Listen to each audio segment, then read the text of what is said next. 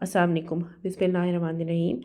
My name is Dr. Sarish Tariq and today we will discuss orientation session, exam syllabus pattern as per CPSP about the IMM talks. ठीक है. So IMM talks की अभी date confirm नहीं है, लेकिन probably जो tentative date है वो 20 मार्च 21 मार्च है. सो हमारा ये जो कोर्स होगा ये कंसाइज होगा, लाइक 15 टू 20 डेज़ का होगा. ठीक है, डिपेंड करता है कि आप लोगों का अगर एग्ज़ाम की डेट लेट आ जाती है तो हम थोड़ा सा स्पीड अप कम हो जाएंगे. ठीक है, लेकिन इन केस अगर यही डेट चलती रही टेंटेटिव तो फिर हम कोशिश करेंगे कि हम इसको इन्हीं डेज़ में कवर कर दें. ऑलरेडी रमज़ान भी है, ठीक है, और टाइम भी शॉर्ट है. अगर तो यही 20 मार्च कन्फर्म है, ठीक है, तो आपने अभी यही माइंड में रखना है और इसी को ही माइंड में रख के तैयारी स्टार्ट करनी है. ठीक है, ओके.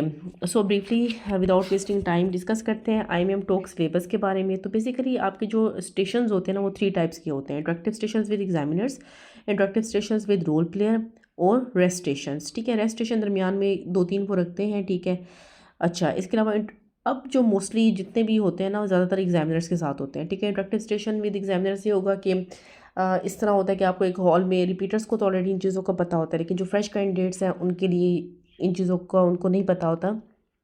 एक हॉल होता है, वहाँ पे छोटे छोटे से उनके उन्होंने रूम्स बनाए होते हैं. ठीक है, कैबिन्स होते हैं. ठीक है, और कर्टन होता है और उसके पीछे क्या होता है आपको नहीं पता. ठीक है, और ऑलरेडी जो है वो एक बेल बजाते हैं. ठीक है, और उसके बाद जो स्टूडेंट्स हैं वो मूव करते जाते हैं. अगर फर्स्ट रेस्ट स्टेशन है तो उस स्टूडेंट को टाइम मिल जाता है चीज़ ऑब्जर्व करने का. ठीक है, वो देख रहा होता है ऑलरेडी, थोड़ा सा मेंटली प्रिपेयर्ड हो जाता है. लेकिन मोस्टली जाहिर सी बात है रेस्ट स्टेशन किसी एक स्टूडेंट का आएगा, बाकी या तो इंटरेक्टिव स्टेशन एग्जामिनर के साथ कर रहे होंगे या रोल प्लेयर के साथ कर रहे होंगे. ठीक है ना.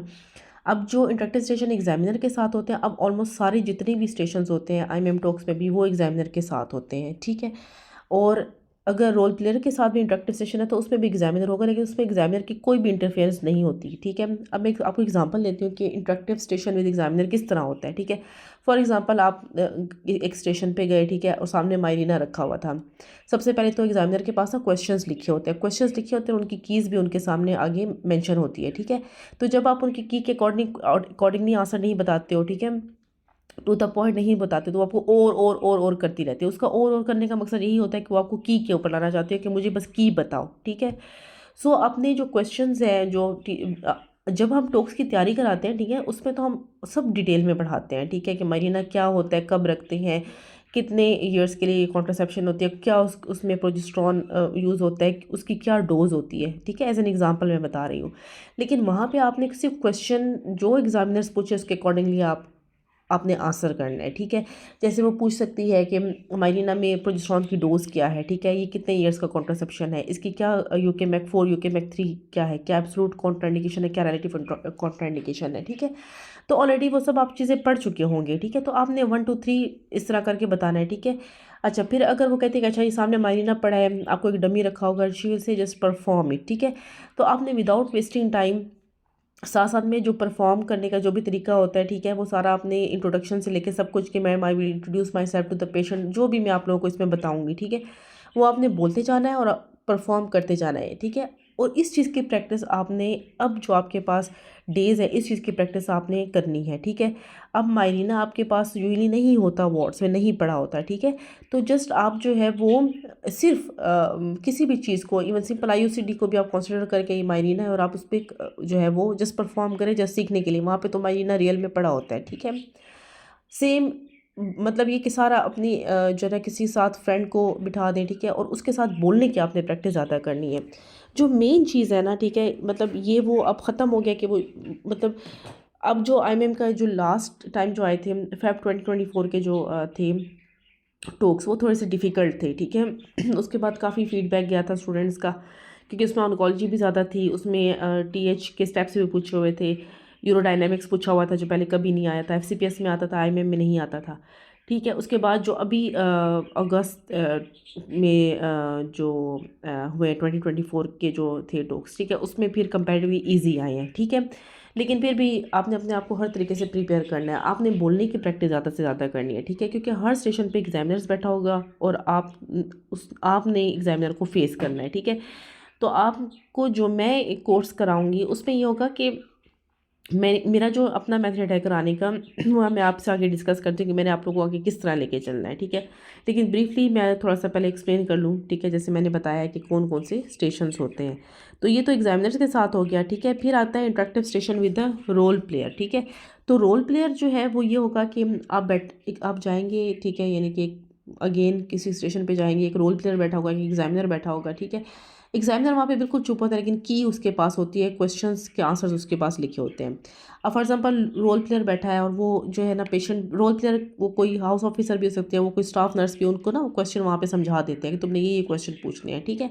जैसे फॉर एग्जांपल अगर काउंसलिंग का स्टेशन आ गया, पेशेंट जो है वो HSG सामने लगा होगा, सबसे पहले तो आपको एग्जामिनर बोले कि किसको डायग्नोज करो, ये है क्या। पेशेंट आपको हिस्ट्री देगी कि मेरी तो इस तरह जो है ना 4 साल शादी को हो गए हैं, बच्चे नहीं हो रहे, तो मुझे किसी ने ये नीचे वाला एक्सरे बोला, तो उसमें तो मेरी ट्यूबें बंद हैं, अब बताएं मैं क्या करूं। अब उसके पास ना सारे क्वेश्चंस लिखे होते हैं और उसे याद किए होते हैं, ठीक है। आपने अपनी काउंसलिंग के प्रॉपर स्टेप्स को फॉलो करते हुए उसके क्वेश्चंस का आंसर देना है, ठीक है। वो आपसे दरमियान में वो आपको इंटरप्ट करेगी कि नहीं इसके मुझे आप बताएं, मैं बहुत ही परेशान हूँ। अच्छा मैं IVF कराऊँ तो वो तो इतना महंगा होता है, वो कितने का होता है अप्रॉक्सीमेटली, मुझे बता दें कौन कौन से सेंटर्स में होता है, ठीक है। क्या उसका कोई फ़ायदा होगा, उसके कितने फ़ीसद चांसेस है कि मुझे उसमें प्रेगनेंसी हो जाएगी। तो वो जो सारे क्वेश्चंस हैं ये आपने ऑलरेडी इनके आंसर्स याद किए हुए हैं, ठीक है। लेकिन आपने ना बिल्कुल एक रट्टू तोते की तरह ना पढ़ते नहीं जाना कि तुम्हें ये है वो आपको इंटरप्ट करेगी, ठीक है। अच्छा उसकी इंटरप्शन पे आपने परेशान नहीं होना, क्योंकि वो आपको इंटरप्ट इसलिए दरमियान में करते हैं क्योंकि वही क्वेश्चन एग्जामिनर के पास लिखे होते हैं अलॉन्ग विद द की। तो उसके क्वेश्चन को सही तरीके से सुनना है और उसका जवाब देना उसके अकॉर्डिंगली, ठीक है। वो जो रोल प्लेयर है वो आपको खुद लीड कर रहा होता है, ठीक है, और वो खुद से लीड नहीं कर रहा होता। वही क्वेश्चंस एग्जामिनर के पास लिखे होते हैं और वही जो है वो आंसर्स भी होते हैं, तभी वो आपको लीड कर रही होती है, ठीक है। तो आपने बड़ी पेशेंटली अपनी काउंसलिंग के स्टेप्स करते हुए जो जो मैं आपको समझाऊंगी कि किस तरह काउंसलिंग को लेकर चलना होता है, ठीक है, आपने अपना सब कुछ नॉलेज देना है। अब इसमें इंपॉर्टेंट बात यह है कि आपका थ्योरेटिकल नॉलेज स्ट्रांग होना बहुत ज़रूरी है, ठीक है। आप लोगों ने सबने माशाल्लाह भी थेरी पास कर ली है, इट मीन्स कि your theoretical knowledge is very good, लेकिन ये इतना वोलेटाइल नॉलेज होता है कि ये भूल जाता है, ठीक है। तो अब लास्ट जब 2024 से मैं हर स्टूडेंट्स को यही कह रही हूँ टॉक्स के लिए कि IMM टॉक्स थेरी से ज़्यादा मुश्किल है। क्यों? क्योंकि अब इस पर अपने थ्योरेटिकल नॉलेज भी आपने याद रखना ज़रूरी है, ठीक है। आप लोगों ने जो याद किया वो भूलना नहीं है, आपने क्विकली सब एक दफ़ा रिवाइज करना है। जैसे मैं कॉन्ट्रासेप्शन है, आपने क्विकली रिवाइज करना है, और UKMEC 3 क्या है, 4 क्या है, ठीक है। मैंने एक फ्लैश कार्ड समरी ग्रुप का जो एक ग्रुप रखा हुआ है, बेसिकली वो थ्योरी के स्टूडेंट्स के लिए है, लेकिन वो मैंने एक टॉक्स के स्टूडेंट्स को भी उसकी एक्सेस इसीलिए दी हुई है क्योंकि वहाँ पे मैंने कुछ चीज़ ऐसी शेयर की जो टॉक्स के लिए भी फ़ायदेमंद होती है। जैसे मैंने UKMEC 3 4 कॉन्ट्रासेप्शन शेयर किया हुआ है, ठीक है। सो जो ऑलरेडी मेरे थ्योरी ग्रुप से गो थ्रू हो चुके हैं, ठीक है, वेल एंड गुड। आप लोग बस ब्रीफली जो है जैसे EBM है उसके जो फ्लो चार्ट्स हैं उससे गो थ्रू हो, ऑब्स्टेट्रिक इमरजेंसीज के फ्लो चार्ट से गो थ्रू हो जो ड्यूहर्ट्स में है।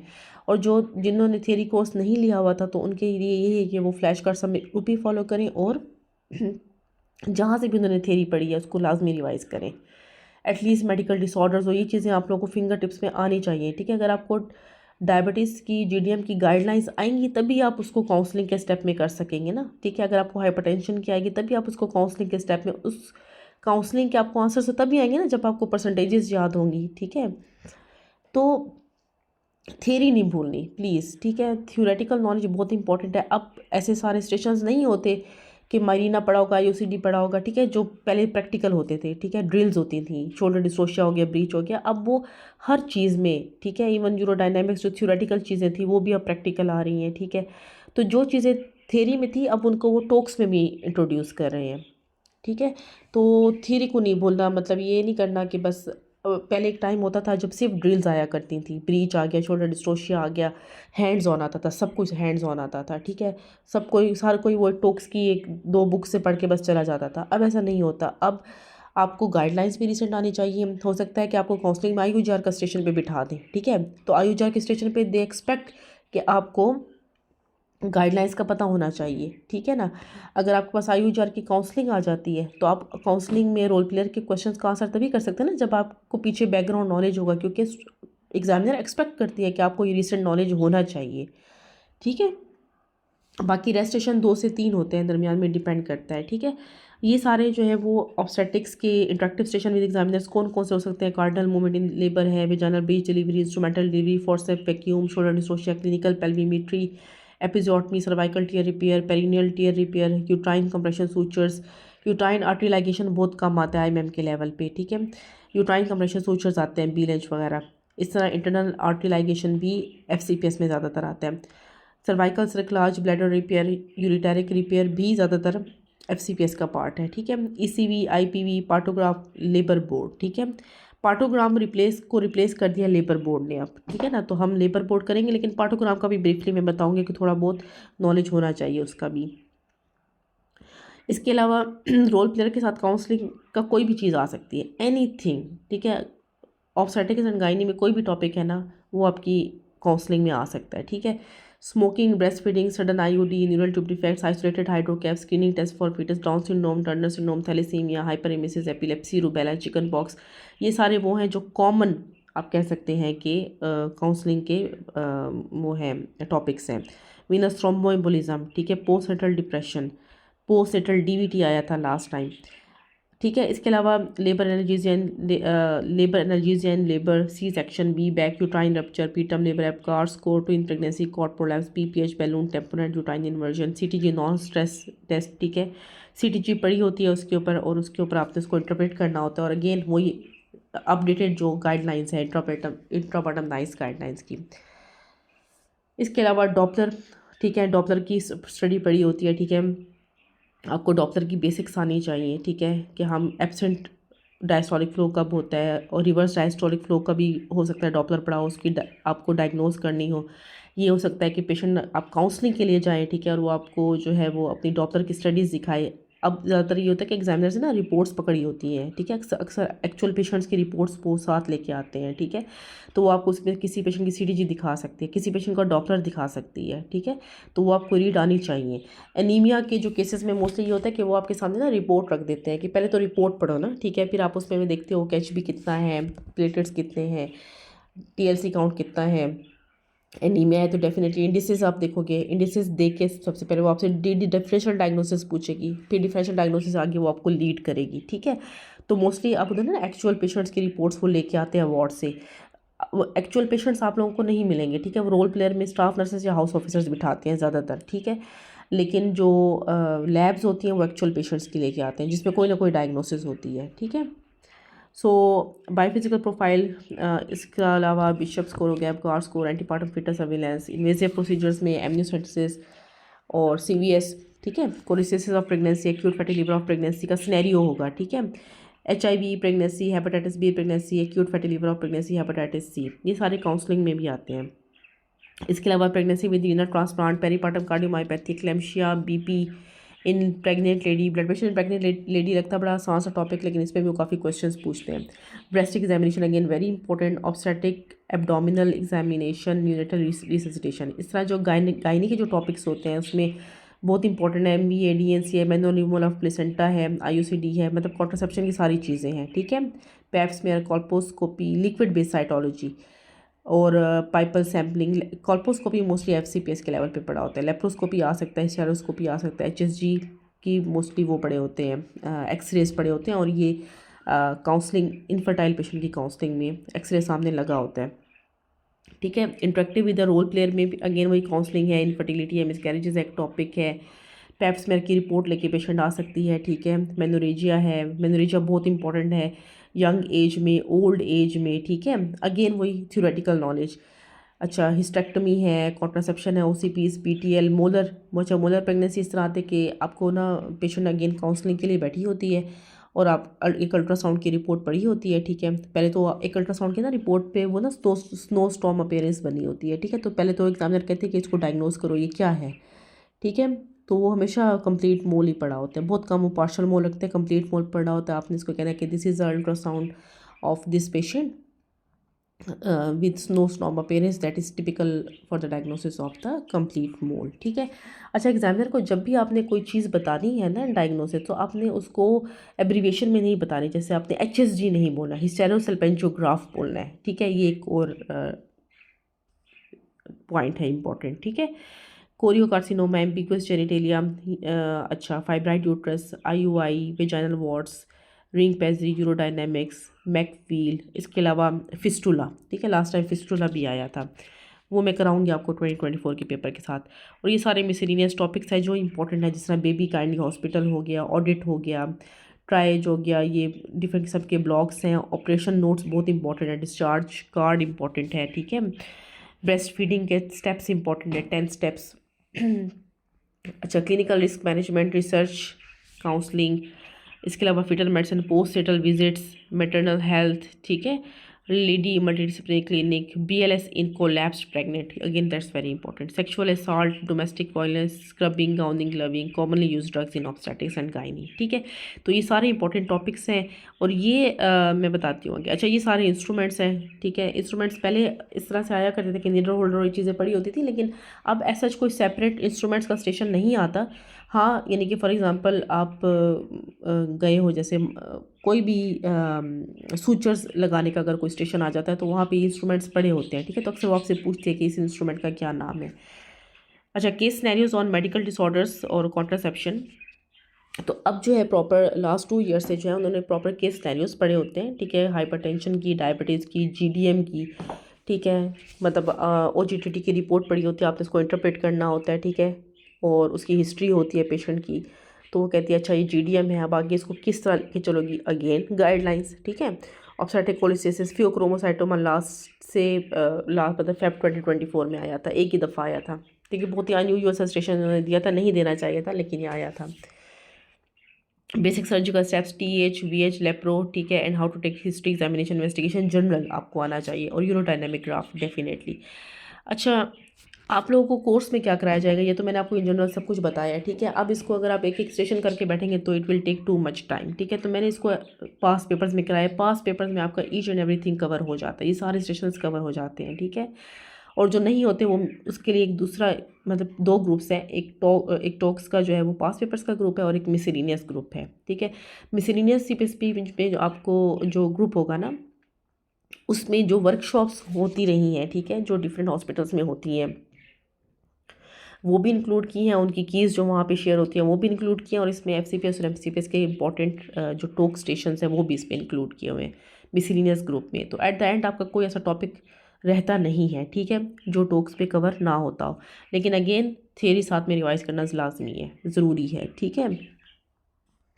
Total number of station in exam, जो ऑलरेडी रिपीटर्स हैं उनको पता है कि 12 to 14 स्टेशन होते हैं, और 8 to 10 minutes at every station, 10 marks, 6 passing marks होते हैं हर स्टेशन पे, ठीक है। और इसमें यहाँ इंपॉर्टेंट बात ये है कि जब आपका एक स्टेशन ख़राब होता है ना, ठीक है, तो अक्सर ये होता है कि स्टूडेंट्स का जो वो होता है ना, मतलब बिल्कुल ही वो डाउन हो जाते हैं एक स्टेशन जब बिल्कुल ख़राब हो जाता है।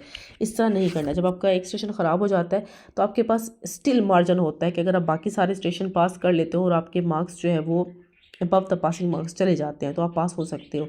तो एक सेशन अगर ख़राब हो जाता है, ठीक है, तो उसके बाद ऐसे होप बिल्कुल नहीं छोड़ देनी, आपने अपना बेस्ट देने की कोशिश करनी है नेक्स्ट स्टेशन पे, ठीक है। क्योंकि एक आध स्टेशन लाजमी ऐसा हो जाता है जो आप कहते हो कि इतना मेरा अच्छा नहीं हुआ, ठीक है। टिप्स एंड ट्रिक्स टू पास। जब प्री एग्ज़ाम जो ड्रिल्स है ना, सबसे पहले तो लिसन टू योर मेंटोर, ठीक है। अल्लाह के बाद अपने मेंटोर पे एतबार करें, और उसके बाद डेफिनेटली ख़ुद पे तो आप लोगों ने ट्रस्ट करना ही है, ठीक है। मेंटोर को ये होता है कि मतलब ऑलरेडी जो कि हम ये कोर्सेज इतने टाइम से करा रहे होते हैं, हमारा इंट्रैक्शन होता है हंड्रेड्स ऑफ स्टूडेंट्स के साथ होता है, वो अपने फीडबैक्स देते हैं, ठीक है। हमें पता होता है कि एग्जामिनर ने क्या चीज़ कब पूछनी है, कैसे पूछनी है, क्या उनके क्वेश्चंस होते हैं, ठीक है। तो हमेशा जो बात हम कर रहे होते हैं, जैसे कि फॉर एग्जाम्पल मैं कोई पास पेपर कराती हूँ तो उसको क्लियरली सुनना है, ठीक है। मोस्टली होता है कि पास पेपर की मैं स्क्रीनशॉट सेंड करती हूँ, ठीक है, और उसके अकॉर्डिंगली 1 to 1 स्टेशन जो है वो मैं कवर करती हूँ। स्पेशली जो स्टूडेंट्स लेट ज्वाइन करेंगे तो उनके लिए भी ये है कि आप लोग बिल्कुल स्टार्ट से सबसे पहला 2015 से आपने स्टार्ट करना है, क्योंकि आगे फिर मैं यही बताते जाऊँगी कि that session is already covered, ठीक है। तो इसी 2024 का पेपर मैं एंड पे कराऊंगी ताकि जो ऑलरेडी कवर्ड हैं, ठीक है, जो क्योंकि बहुत ज़्यादा रिपीटिशंस भी होती है, ठीक है ना, तो वो मैं जस्ट मेंशन कर देती हूँ कि दैट इज़ ऑलरेडी डन और कवर्ड, ठीक है। तो 2015 से स्टार्ट करना है, और ये बहुत अगर आप पास पेपर्स के अकॉर्डिंगली चलेंगे तो आपका कोई स्टेशन रहेगा नहीं। अगर इस तरह आप एक एक करने बैठेंगे कि मैं पहले एक एक करूँ तो उसमें आपका बहुत ज़्यादा टाइम लग जाएगा, क्योंकि देखिए काउंसलिंग में कुछ भी आ सकता है, एनीथिंग, ठीक है। ये नहीं कि जो सिर्फ बुक्स में जो टॉक्स की बुक्स है उनमें जो काउंसलिंग सिर्फ वही आएगी, नहीं, काउंसलिंग किसी भी टॉपिक पे आ सकती है। अगर आपको काउंसलिंग के बेसिक स्टेप्स किसी ने नहीं बताए ना, तो आप काउंसलिंग नहीं कर सकते, ठीक है।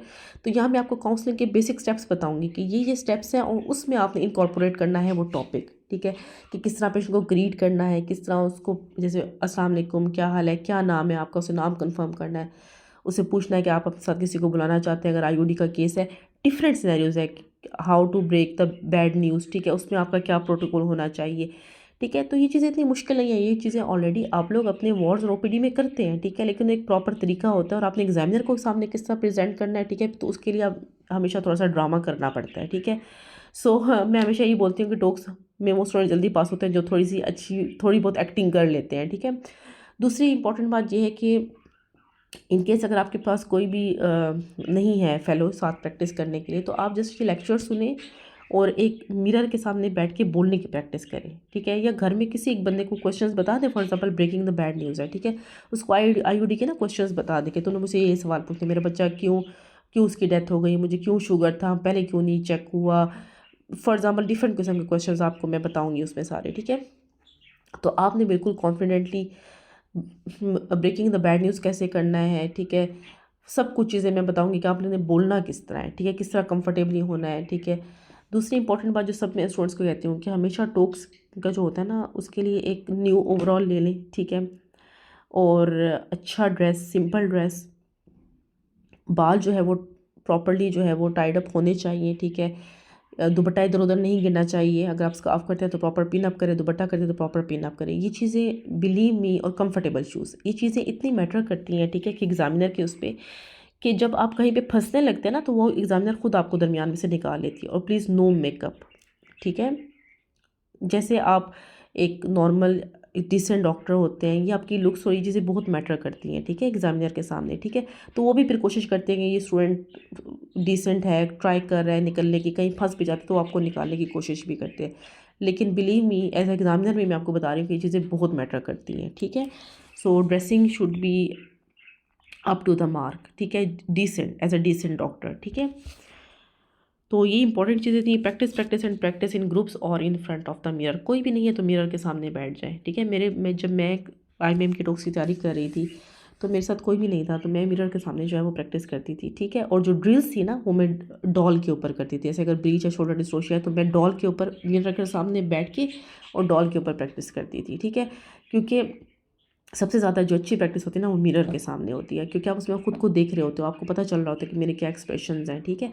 और घर में किसी बंदे को थोड़े से क्वेश्चंस बता दें, वो आपसे पूछेगा तो यू कैन कॉन्फिडेंटली आंसर, तो आपको बोलने की आपने प्रैक्टिस ज़्यादा से ज़्यादा करनी है, क्योंकि एग्जामिनर्स बैठे होते हैं, ये सारे इंटरेक्टिव सेशन है, ठीक है। पहले इस तरह होता था कि फॉर एग्जाम्पल अगर एबगार स्कोर है ना, या कोई भी प्रोटोकॉल लिखना होता था ना, तो वो लिख के और साथ में एक बॉक्स पड़ा होता था और उसके अंदर प्रोटोकॉल राइटिंग डाल देते थे। अब ऐसा नहीं होता, ठीक है, आपको रजिस्ट्रेशन पे बताएंगे कि एक चीज़ का प्रोटोकॉल बनाओ, आप प्रोटोकॉल बनाओगे, आप नेक्स्ट स्टेशन में जाओगे, एग्जामिनर आपसे पूछेगा क्या प्रोटोकॉल है तुम्हारा, क्या स्टेप्स हैं, ये कभी कभार तो ऐसा होता ही नहीं, आपको वहीं पर प्रोटोकॉल बैठ के बनाना होता है, ठीक है। तो वो स्टेप्स होते हैं, चीज़ें अगर आपको कॉमन नहीं आती हो, HCV कैसे स्प्रेड होता है, क्या प्रिवेंशन होती है, या फिर हॉस्पिटल वेस्ट पे आ जाएगा, कोई भी टॉपिक, ठीक है, अक्सर कम्युनिटी मेडिसिन से भी उठा के दे देते हैं कि अगर हॉस्पिटल वेस्ट है, ठीक है, और उसको कैसे डिस्पोज ऑफ करना है, उसका प्रोटोकॉल बनाओ अपने हॉस्पिटल में, या आपके हॉस्पिटल में सी सेक्शन बहुत ज़्यादा हो रहे हैं, ठीक है, जिसकी वजह से वूंड बहुत सेप्टिक हो रहे हैं, ख़राब हो रहे हैं, कोई प्रोटोकॉल बनाओ जिसकी वजह से